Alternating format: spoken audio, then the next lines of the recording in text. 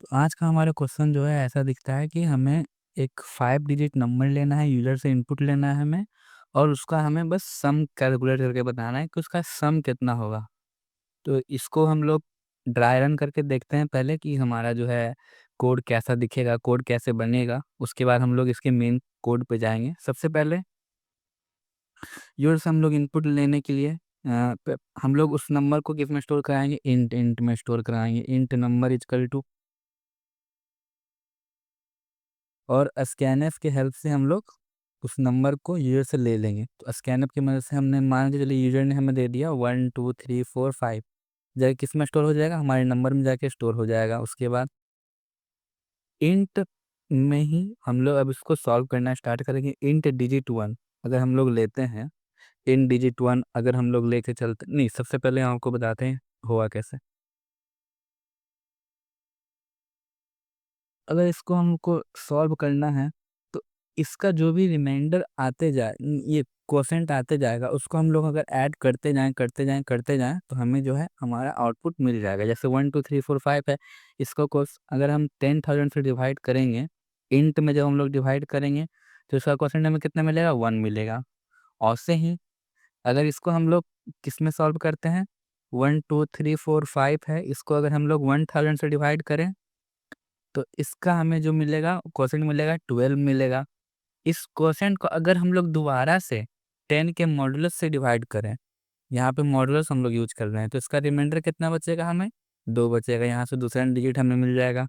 फिर से 1 2 3 4 5 को अगर हम लोग इससे करते हैं, क्या बोलते हैं 100 से अगर करें, तो इसका हमें क्या मिलेगा 1 2 3 ये 3 डिजिट हमें मिलेगा और इसको हम लोग फिर से अगर दोबारा से मॉडुलस से अगर हम लोग डिवाइड करें 10 के मॉडुलस से, तो हमारा रिमाइंडर कितना बचेगा? 3 बचेगा।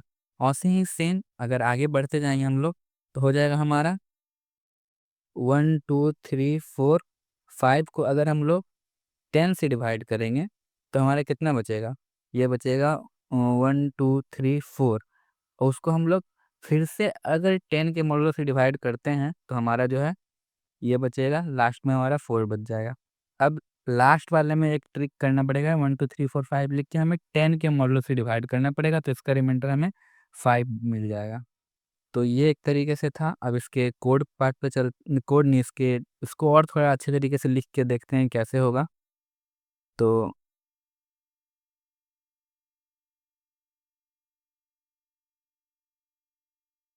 देखिए यहाँ पर हम लोग सॉल्व करने जा रहे हैं अब कि इसको अच्छे तरीके से कैसे लिख सकते हैं हम लोग। अच्छे तरीके से लिखने के लिए इंट डिजिट 1 का हम लोग यूज़ करेंगे। इंट डिजिट 1 में क्या है? इसको हम लोग जानते हैं, इंट डिजिट 1 में हम लोग इसको स्टोर करेंगे और 1 2 3 4 5 को अगर हम लोग 10,000 से डिवाइड कर देंगे, तो हमारा कुछ क्वोशंट को ये स्टोर करके रख लेगा डिजिट 1 के अंदर। डिजिट 1 के अंदर इसने स्टोर कर लिया 1। फिर इन डिजिट 2 में जाते हैं। इन डिजिट 2 में अगर हम लोग गए, तो उसके अंदर ये हमारा सेम नंबर को जो हमने नंबर इनपुट दिया था उसको 1 2 3 4 5 को अगर हम लोग 1000 से डिवाइड करेंगे, तो जो भी हमारा ये आएगा उसको हम लोग टेंस के मॉडुलस से अगर दोबारा से डिवाइड कर दें, तो हमारा क्या बच जाएगा? ये हमारा आंसर, मतलब यहाँ पर 2 आएगा, डिजिट 2 के अंदर 2 हमारा स्टोर हो जाएगा। इन डिजिट 3 के अंदर सेम ऐसे ही हम लोग जाएँगे 1 2 3 4 5, इसके बाद ये 100 हो जाएगा। इसको जो भी यहाँ पर आएगा आउटपुट, उसको हम लोग अगर 10 के मॉडुलो से डिवाइड करते हैं, तो यहाँ पर हमारा 3 आ जाएगा।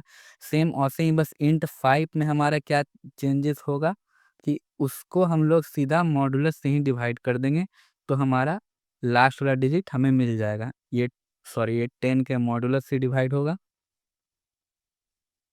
इसको हम लोग 10 के मॉडुलस से डिवाइड कर देंगे डायरेक्ट, तो हमारा 5 आ जाएगा। और से ही फिर इंट सम करके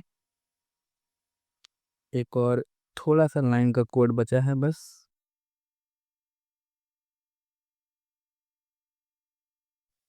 अगर हम लोग इंट सम करके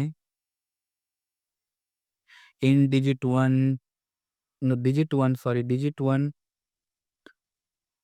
डिजिट 2 ये सबको ऐड करते जाएँ, डिजिट 3 तो हमारा जो है आउटपुट पे हमें इसका सम मिल जाएगा। तो आइए इसके कोड पार्ट पे चलते हैं कि इसका कोड पार्ट हमें कैसे देखने के लिए मिलेगा।